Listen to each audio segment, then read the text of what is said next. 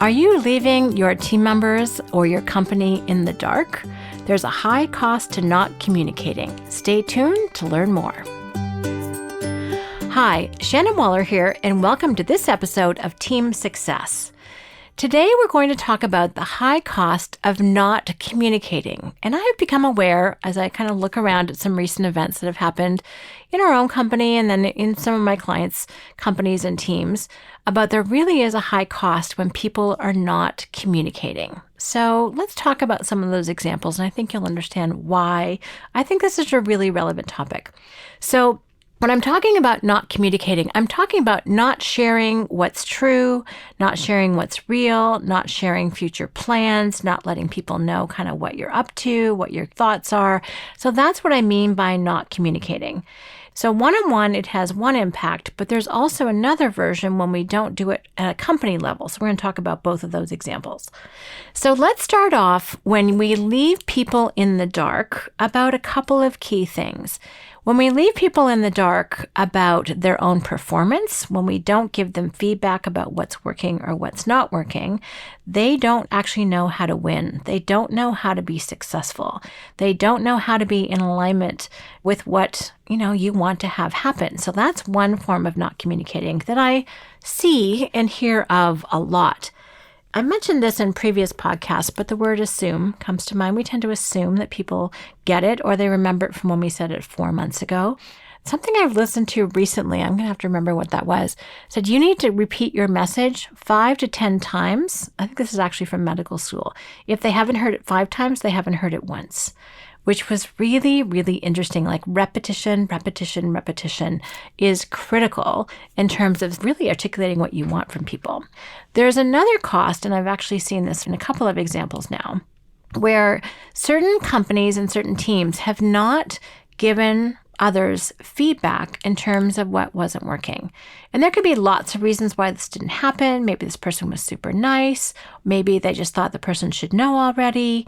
But there was just this lack of feedback for a long time. So certain habits got kind of entrenched.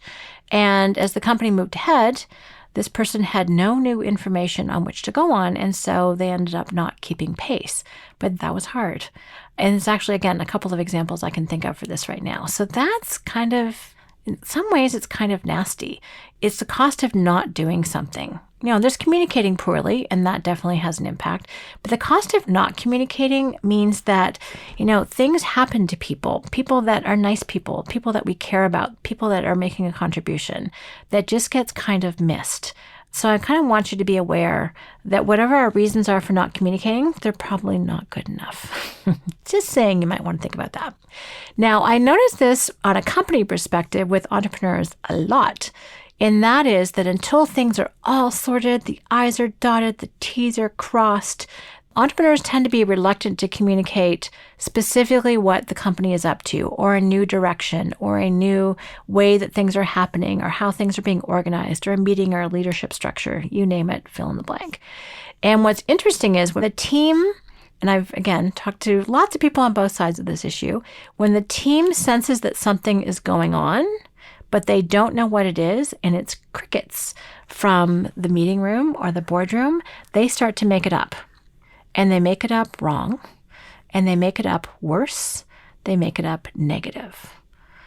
So, and this is challenging because often as leadership, things are not sorted yet, and they could change. And you're like, oh, I don't want to give the team the wrong direction. I don't want to tell them something that's not going to be true. But if they know that something's being hashed out, they're going to assume it affects them, and they're going to assume it's negative. Just saying, that needs to be your basic assumption. Now, maybe it's not even about them. Maybe it has something to do with something completely different.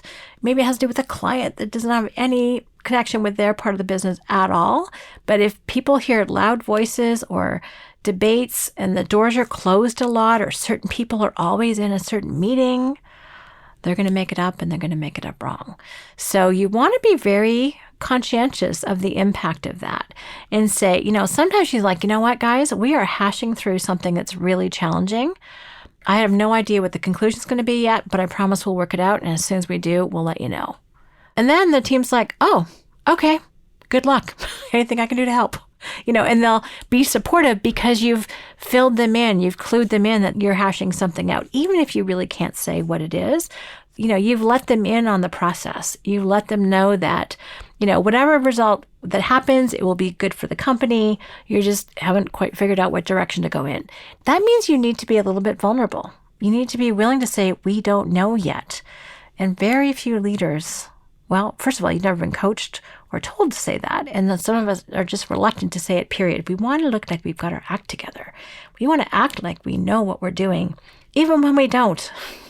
I have to tell you, if you want to build trust and relationship with your team where they will back you no matter what, sometimes you need to say, I don't know, or we don't know. We are figuring it out. And they will go, oh, wow, they're being really honest with me. I really appreciate that. And we trust people who are vulnerable with us. You want to build rapport with a client? You also share some things that are personal or some struggles or, people really respect and trust people who share that. And that's how actually we build that kind of connection. So I want to kind of invite you to be a little bit more open, perhaps vulnerable, to use Brene Brown's term, in terms of what you communicate to the team. And this is, again, where I think entrepreneurial companies differ from corporate institutions, is that we are constantly evolving. It's a flow. Sometimes it looks one way one day, a different day. And people need to entrepreneurial team members who have an entrepreneurial attitude can roll with that. They're not little boxy people. And so letting them know it's like, hey, we're up against something, we'll figure it out, is really, really powerful. Now, I'm sure there's some exceptions to that. Companies being sold come to mind. But, you want to make sure that as much as possible, you can be as open as possible with your team. There's one other way that we've been talking about this at Strategic Coach, which I have found really, really fun. And this goes back to our tool, which is called the 4x4. And I'm excited because this is going to be one of the upcoming quarterly books. I'm very excited for you to have it. It's really all about how to simplify to multiply, particularly in the form of expectations and communication. So we talk about, the 4x4 is 4 ways that people can be really productive in terms of their performance, which is alert, curious, responsive, and resourceful. It's also the results that you're after with them, which is that things are faster, easier, cheaper, and better or bigger. And very specifically, how they can be a hero. So this is how they can win with you. What are the 4 projects over the next 90 days that, if they pull them off, you're like, yay, this will be incredible. You're winning at your job. Okay. Now, the part that people keep secret is box number 4. Box number 4 drives me crazy. So this is, things about you. So you would actually fill this out for another team member. That's version 1. Version 2 is you actually fill it out on yourself. So this is, what are you? Alert, curious, responsive, resourceful. 2, what areas of your performance and results are you going to make faster, easier, cheaper, and better? 4 projects, 4 of your hero projects, and 4 ways that you drive others crazy. That will take some self-introspection on your part. So when you fill it out on someone else, to go back to version 1, you can let people know the types of things that drive you crazy. And as Dan's been talking about in the workshop, this is kind of secret knowledge. Someone could be a rock star. They could be the most phenomenal team member ever, God's gift to your company. But if they do any of those 4 things, you want them out the door yesterday, which is a really interesting circumstance. So it's a little bit like a landmine that, they step on it, everything explodes and they're gone, their history. But we keep this as secret knowledge. It's almost like we wait for people to trip up and all of a sudden they do something a certain way, or they say something a certain way, or they treat someone else a certain way, and they're gone. I'm being a little bit dramatic, but you get the point. But this happens. Tell me it hasn't happened to you. Really, I know it has. There's someone that you just thought was phenomenal, and then they did this one thing, but then it was over. You're just done with them. So this is the thing. So when you actually put that down on paper, it is so revelationary. It's amazing when you share the 4 ways that people drive you crazy. Now, one of the ones that for me, it's also for Dan, is when things go into a black hole. Projects or communication, particularly for me, anything to do with clients, and it just goes into the abyss with no feedback. Or when projects stall because people get stuck, but they never come back around so I can help solve the problem. That drives me crazy. When people are not honest, straightforward, and direct really drives me crazy. So each of us have our little tripwires, things that if people were to do this is kind of a deal killer. And that's what you want to articulate to your team. So there's a speech that I'm planning to do in a few months. And this is one of the tools we're going to share because this is something that's true. Every entrepreneur, every team leader that I know, even team members, if there's a certain way that people do things, it's game over for that relationship, or at least it takes a lot to repair it. And that's what drives me crazy.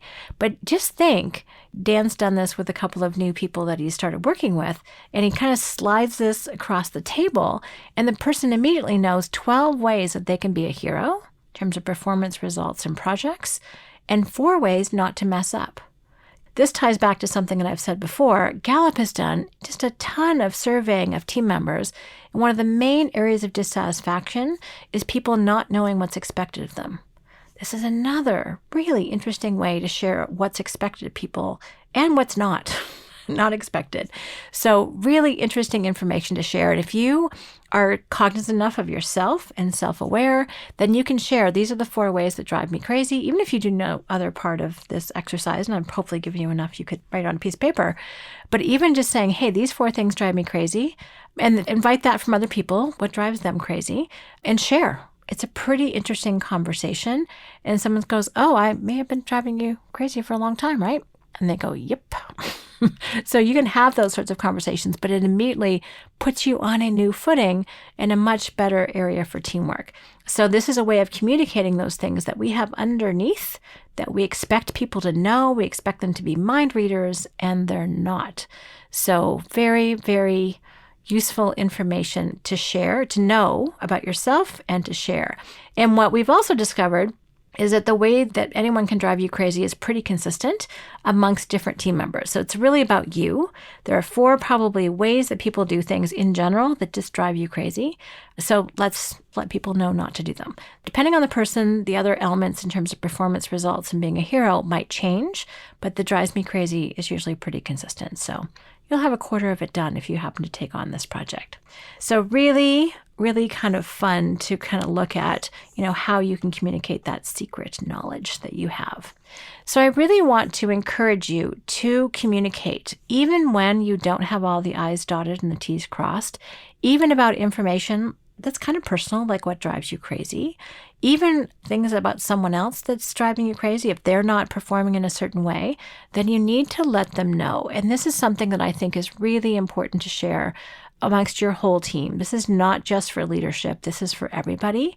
What's really great about one of our trainings that we've gone through, I've mentioned in the past, called the Collaborative Way, check it out at collaborativeway.com, is they have 5 ways of operating with one another. It's a communication technology or methodology that actually guarantees results. It allows companies to scale, which I think is such an interesting take on things, because I think of scaling, I think of technology, I think of products, but this is actually the communication that's required to scale.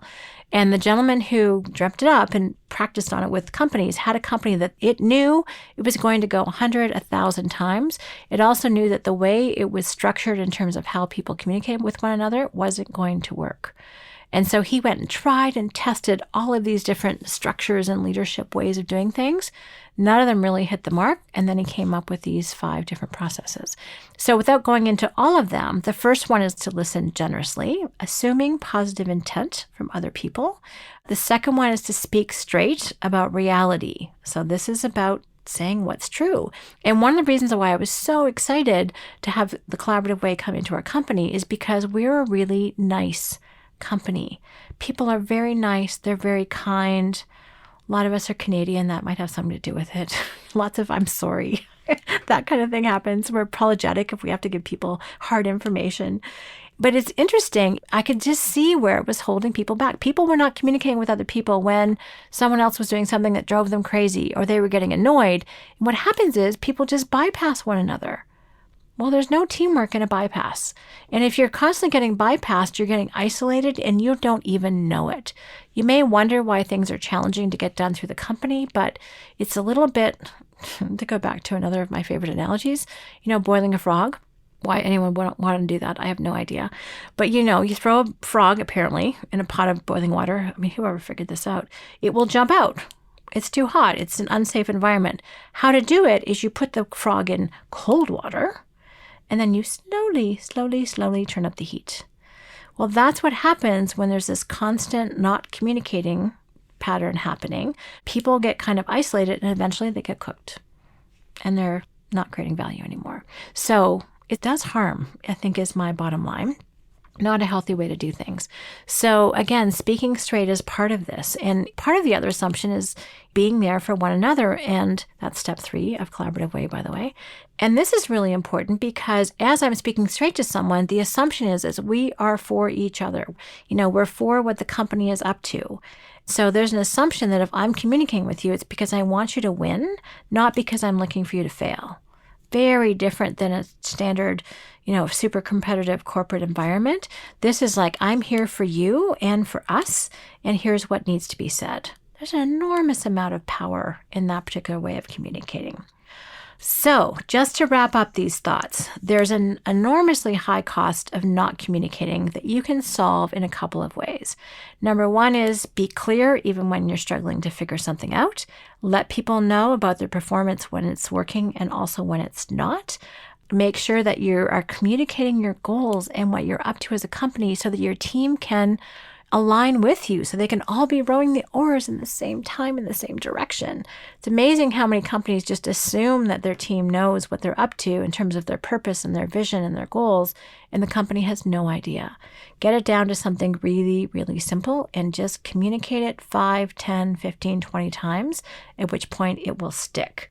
And give status updates. Make sure that you communicate with people where things are at, how you're making progress. And, it's something as simple as get in the habit of communicating. If you're not going to be in your office, put on the out of office on your email. Set expectations. Get back to people. If you're going to be late, let them know. Get in the habit of communicating. I think some of us are in the habit of being mysterious about what we're up to, and I don't think that serves your teamwork in any way. And in fact, as I've learned and been learning, there's an incredibly high cost to that. So I hope this has awakened and inspired you to take some action to make sure that you communicate well. Don't communicate poorly. You want to communicate well. But I know just how much it will benefit your teamwork. Thank you so much for listening. If you have any questions or comments, please let us know at questions@strategiccoach.com. And as always, here's to your team success.